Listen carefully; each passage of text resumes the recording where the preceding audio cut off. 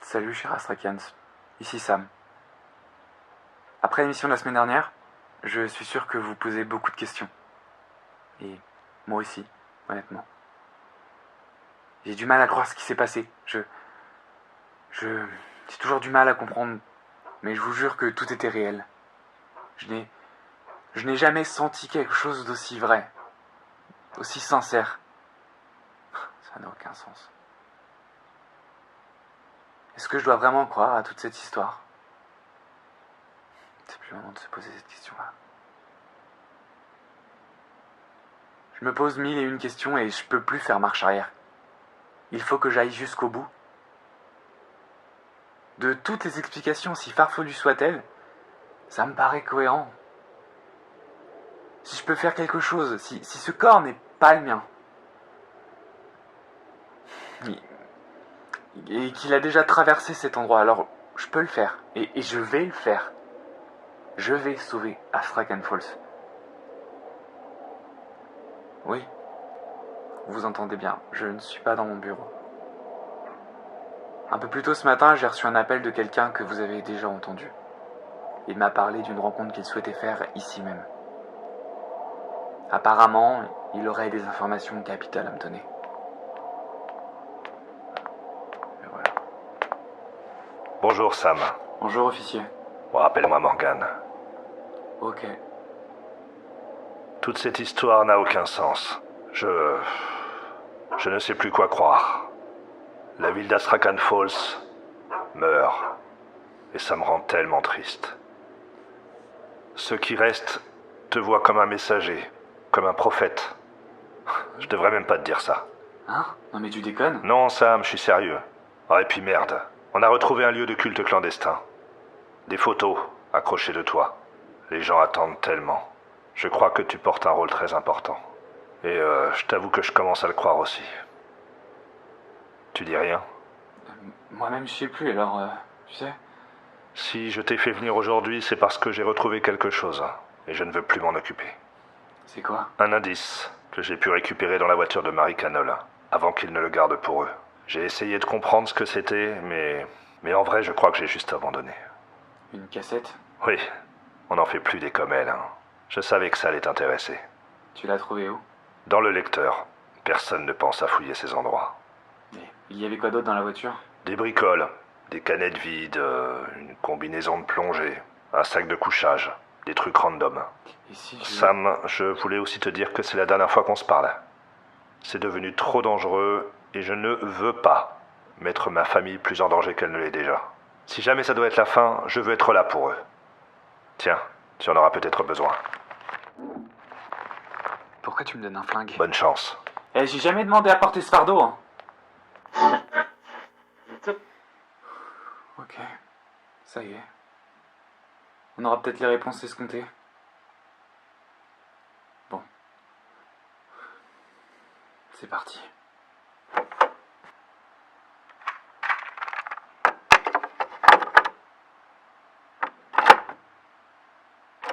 Enregistrement numéro 15. Nous sommes le 19 août 2006 et ici Andrea Canol. Je suis actuellement en phase de recherche intensive sur l'avenir et de comment l'après-demain sera fait. Quand Henri Levresse m'a engagé, je ne pensais pas avoir autant de liberté et de ressources et honnêtement, on fera de grands projets, je le sens. J'ai tout de suite pensé à la politique de l'enfant unique. Je suis partie de cette règle pour avancer dans mes recherches. En voyant comment le monde avance, comment la mondialisation prend de l'ampleur, mais aussi et surtout comment nous utilisons les ressources de la Terre à crédit, ce n'est juste plus possible. L'utilisation des corps comme combustible était une idée intéressante, mais le monde n'est pas encore prêt. Il faudrait de toute manière une trop grosse quantité de corps pour faire fonctionner convenablement une petite ville. Il faut que je trouve autre chose. Enregistrement numéro 26. Ici Andrea et nous sommes le 21 juillet 2009. Henri Levresse refuse de continuer parce qu'apparemment ce que je fais pose scientifique. Évidemment que ce genre de questions se pose. C'est n'importe Enregistrement numéro 29. J'ai découvert un moyen de pallier à la récalcitrance d'Henri. Il ne sait pas tout ce que je fais. Et heureusement, parfois il faut faire certaines choses pour avancer. Enregistrement numéro 34. Aujourd'hui, j'ai rendez-vous avec mon premier patient. J'appréhende un peu, mais bon, lui va recevoir un chèque pour que je puisse faire des expériences sur lui. J'ai essentiellement pris les candidatures de gens qui, je sais très bien, n'allaient pas vivre bien longtemps. Par exemple, celui que je reçois tout à l'heure a un cancer très avancé. Et même s'il n'a rien à perdre et attend 2 mois de trouver un vaccin ou je ne sais quoi, je vais pouvoir approfondir mes recherches. De quoi tu parles? Enregistrement numéro 47. Il est 7h29 de l'année 2010. Et je viens de perdre un patient. Il n'a pas tenu le choc. J'étais pourtant persuadée que je tenais enfin quelque chose de tangible. Toutes les pertes, malheureusement, me forcent à rétrécir mon champ de vision. Enregistrement numéro 50. J'ai toujours pensé que le cerveau était une machine incroyable, qui avait ce pouvoir extraordinaire et qui n'attendait que ça, d'être exploité. Quand j'ai commencé ma thèse, ma question existentielle a toujours été de comprendre pourquoi le corps humain, le cerveau, sont nos outils les plus précieux. Nous, les hommes, fabriquons des choses exceptionnelles, mais nous sommes ces choses exceptionnelles et trop peu de gens tentent de le comprendre. Je suis persuadée que la solution se trouve à l'intérieur de nous. C'est pour ça que je m'obstine à chercher. Travailler sur des cadavres m'a donné une piste. Et maintenant j'en ai la quasi-certitude. Il faut que je continue dans cette voie. Enregistrement numéro 59. Ici Andrea, nous sommes en décembre 2011. Je ne sais plus la date. Bref, en faisant des tests, j'ai découvert qu'un endroit du cerveau réagissait davantage que je ne l'aurais pensé. En effet, la région de l'hippocampe est celle qui réagit le plus. Tous mes patients ont vécu des déjà-vus. Je suis persuadée que je peux trouver quelque chose. Enregistrement numéro 73. Ici Andrea, et quelque chose d'absolument magnifique est en train de se passer. En stimulant l'hippocampe, je peux accéder à une zone du cerveau. Mes patients arrivent à voir un lieu.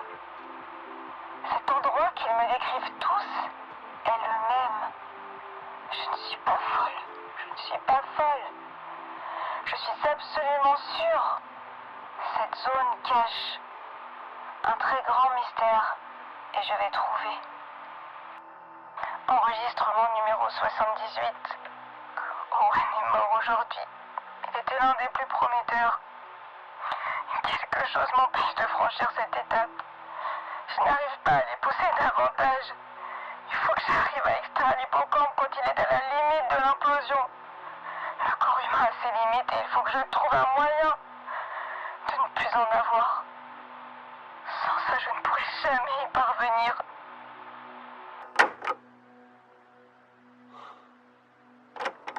Enregistrement numéro 119. Ici, Andrea. Je suis fatiguée, pour être honnête. J'espère que tu sais que je fais ça pour toi.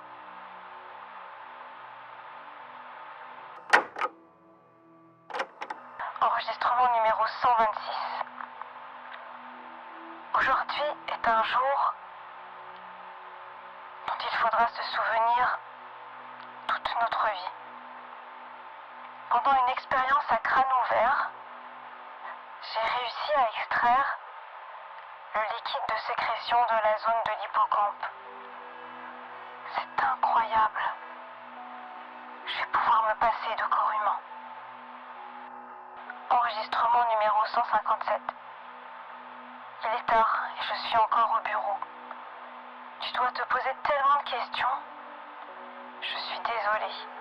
Je m'en veux. Même si je sais que tu comprends pourquoi je fais ça. C'est si important. Avec ce que j'ai découvert, l'autre endroit, ce phare que tout le monde me décrit, il est peut-être la clé de tellement de choses. Découverte d'une nouvelle civilisation, d'une nouvelle planète, ou tout simplement un passage. Mais imagine tout ce qu'on pourrait faire toutes les deux.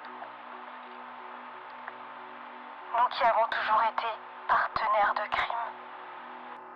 Enregistrement numéro 173. Il est 2h08 du matin et je vais tenter une expérience.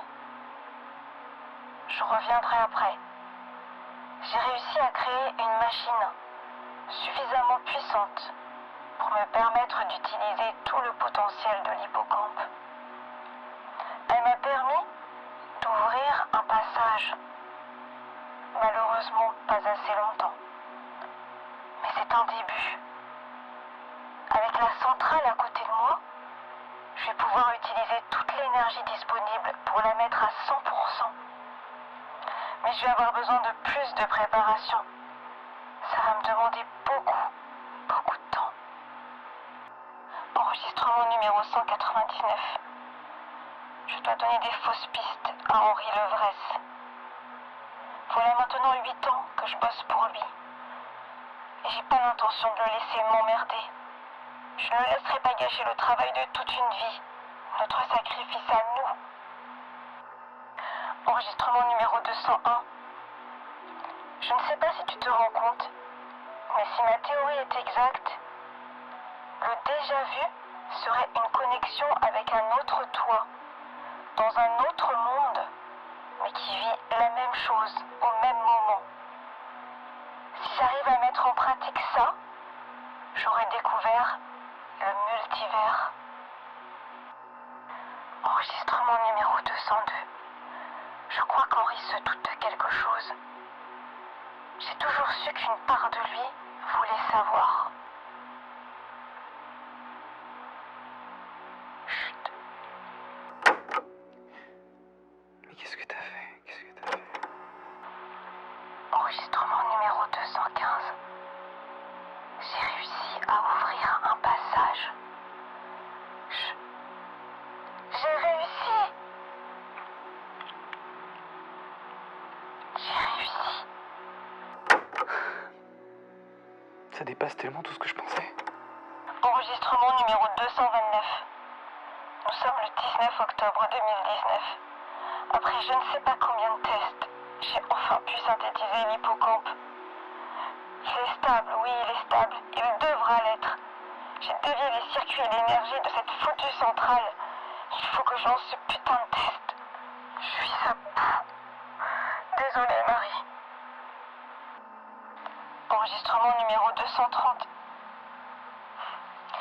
L'ouverture du portail a fait des dégâts auxquels je m'attendais. Mais c'était un risque à prendre. Il y a cette théorie qui dit que deux mondes ne peuvent pas cohabiter ensemble. Je connaissais le nom par cœur, mais qu'est-ce qui m'arrive? C'est un ridicule. L'ouverture du portail a envoyé un écho radioactif et d'une violence que je n'avais pas prévue. Beaucoup de gens ont été blessés et sont morts. Mais comme j'ai dit, je m'en doutais. Voir des choses qui n'existent pas, essayer de les comprendre, rendrait plus d'un fou, complètement fou. Ce soir-là, j'ai ouvert quelque chose, j'ai vu quelque chose, et c'était merveilleux. Je vais devoir m'y rendre. Enregistrement numéro 237. J'ai réussi à stabiliser le compensateur. Le portail peut rester ouvert sans problème. Mais je le vois, je le sens. Je ne pourrais pas le garder éternellement ouvert. Notre monde connaît des singularités. Deux mondes dans un seul, ça ne fonctionne pas. Enregistrement numéro 248. J'en suis à mon deuxième voyage. C'est toujours aussi blanc. Je ne comprends pas où je suis. Je n'arrive pas à cerner ce monde, à le comprendre. Et si ce monde n'était qu'immaculé? Merde. Enregistrement numéro 260. J'ai compris. Je sais où j'ai atterri. C'est un endroit qui n'est qu'une étape, une passerelle. Dois-je gagner ma place? Je peux sentir l'air de la mer et je distingue un phare. Enregistrement numéro 263. Mon corps se meurt. Je ne veux pas que tu me vois dans cet état-là. Quand je suis là, le temps est différent. J'ai l'impression d'avoir pris 10 ans. Tout devient lourd. Beaucoup plus lourd. Trop lourd. Je peux pas continuer. Je peux pas continuer. Enregistrement numéro 269. Il est temps pour moi d'y aller. Ce sera mon dernier message. Aujourd'hui, nous sommes le 21 décembre 2019 et je ne passerai pas Noël avec toi. Je crois que ce sera la première fois que ça nous arrive. Mais il est temps pour moi d'y aller. Être dans ce monde me fatigue. J'ai l'impression que mon ADN ne peut plus se passer de l'autre côté. J'ai des voix dans ma tête, je ne sais plus quoi croire. Je suis perdue entre qui je suis, qui j'étais et qui je serai. Je sais que j'ai accompli quelque chose d'important, mais je l'ai fait sans toi et je ne peux pas l'accepter. Depuis tout ce temps, j'ai mis tous mes efforts pour construire cette capsule qui permettra de passer de l'autre côté en étant protégée des effets des radiations. J'ai subi beaucoup de dégâts et je ne sais même pas si je survivrai encore longtemps. Mais je veux qu'on survive, toutes les deux. Je n'ose même pas imaginer ce qu'il y a de l'autre côté. Ce soir, je pars. Et tu me rejoindras. J'ai modifié le calcul d'atterrissage, la puissance. Je pourrais passer de l'autre côté et rejoindre le phare. Avec la capsule, je le sais, je le sens, j'arriverai au centre. Je franchirai ce mur blanc. Une fois là-bas, je trouverai un moyen de te rapatrier la capsule. Elle sera dans le lac. Car c'est là que je l'activerai ce soir. J'utiliserai l'eau du lac comme amplificateur et elle sera cachée dans l'eau. Le temps que tu mettes la main sur cette cassette, que tu comprennes tout ce que je t'ai dit. Je suis désolée d'avoir manqué tes anniversaires, tes baisers, tes caresses. Désolée d'avoir été souvent si absente, si peu marrante. Mais je veux que tu comprennes que j'ai fait ça pour nous. Je veux le meilleur monde pour nous. C'est nous contre le monde. À très vite, ta femme.